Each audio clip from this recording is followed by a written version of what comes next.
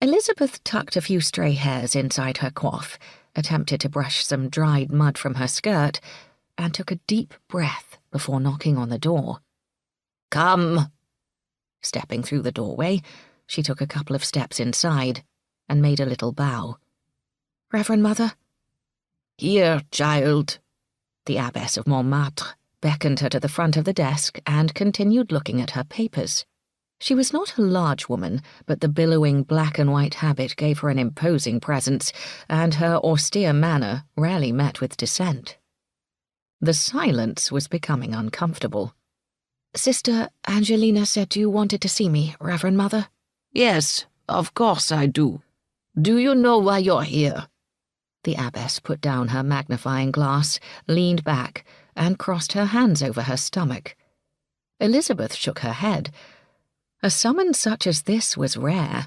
The abbess was in her 80s, and left nearly all disciplinary and routine matters to the senior sisters. "You missed morning mass again today." "Yes, Reverend Mother." "I'm seeking an explanation, Elisabeth, not confirmation. Don't be obtuse." "Mamma is very bad, Reverend Mother. I didn't think it wise to leave her." "I see. And does she miraculously recover to enable you to spend time in the kitchen garden with Sister Claire?" Elisabeth's eyes dropped to her shoes, and the abbess, despite herself, found her tone softening. "I may be old, but I'm no fool." She paused slightly before continuing.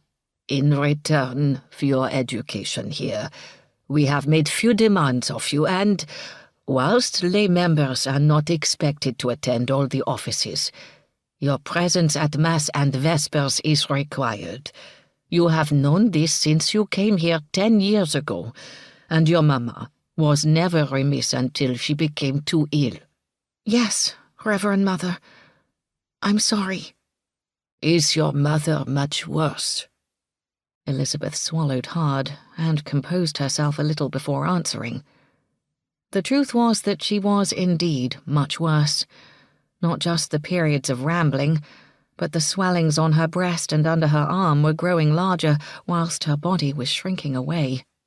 "I'm afraid she may have the sickness which took her own mother.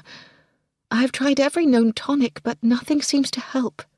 "If it is God's will, my child, then nothing will help. You must be strong and pray for her." The abbess uncrossed her hands and shifted a little in her seat.